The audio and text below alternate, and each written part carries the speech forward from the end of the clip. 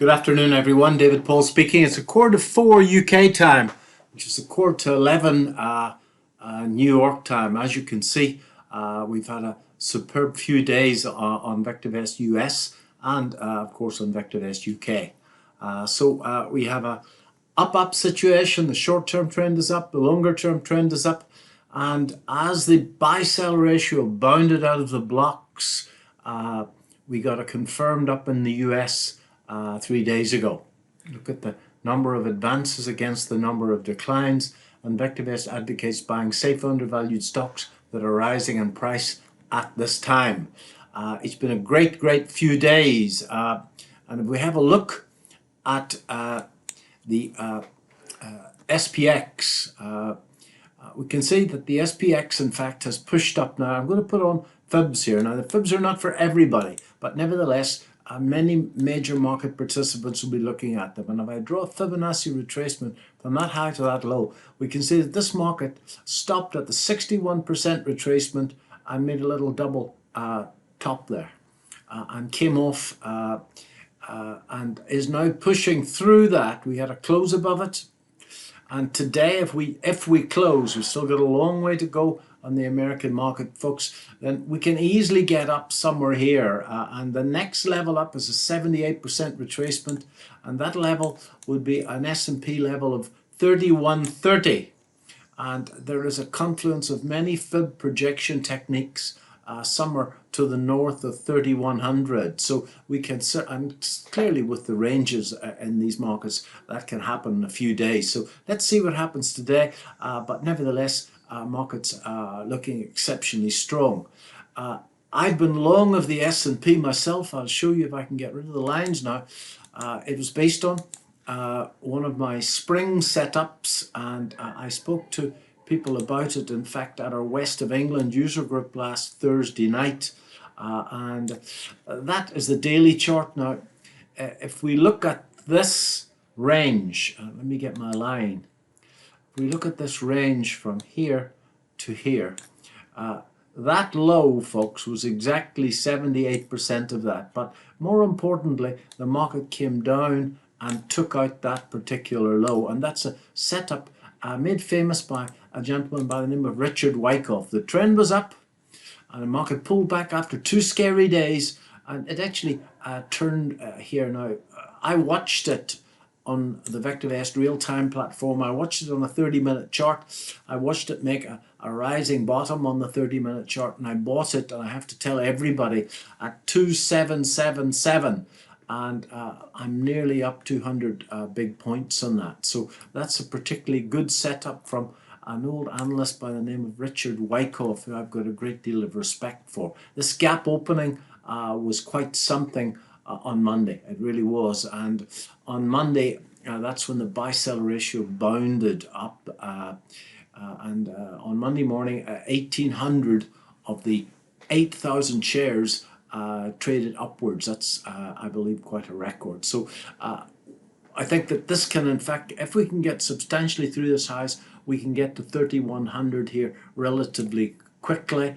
But, folks, if we go back to the yearly chart, let's go back to a 6-month chart.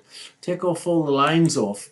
This market's starting to look very overbought. Can quite easily get up to this 78% retracement. If I put on my 2 stochastics that I use for ascertaining overbought and oversold situations, and you can see that the 40-day stochastic, which is a 8-week stochastic, 5 times 8 is 40 when I was at school, is now moving up to a very overbought position, and in fact showing a little bit of divergence here. The 8-day stochastic is still strongly up, but it is my experience that when the short-term and the longer-term stochastic get up into this very overbought situation, and the short-term stochastic turns down, that we can have a reversal. So I think that for the next couple of days, hopefully everything is okay. The numbers could not be worse, as you know, but nevertheless, this market's starting to look very overbought up there. I hope I'm wrong, so I'm holding positions. I'm long of the market, and but I'm nervous, and markets are climbing the normal wall of worry. My son in Johannesburg tells me that I'm not happy unless I've got something to worry about, and this is something to worry about. The numbers couldn't be worse. I'm very happy with this little position that I spoke about at the VectorVest weekly webcast on Monday. TTWO, and this thing has moved up very strongly. I like the share because it, as far as I'm concerned, it broke on the sort of fourth attempt. There was a very strong trend line here that were resistance, and it broke and came back and kissed this level, and I bought it exactly at 130 on that little bit of a pullback. And this is what I teach. This is another Wyckoff setup, folks. He called it a sweet spot. Market pulled back, broke that level, and because there was a confluence of this long-term resistance plus that old high where resistance turned into support, and then you can see this little hammer, and the previous day there was a tail in the candle, and that's what I call tweezer bottoms, and it's a manifestation of people in fact accumulating at that level, and it's gone from 130 to 145. I think that there's probably quite a bit more in this, and I calculated a target last night for a course I was doing for VectorVest USA, and that target came out at Fibonacci target was in fact 156 from memory. So it's going well. Let's see how it goes. I think, folks, also in my little hit list, AMD, where am I now? Viewers.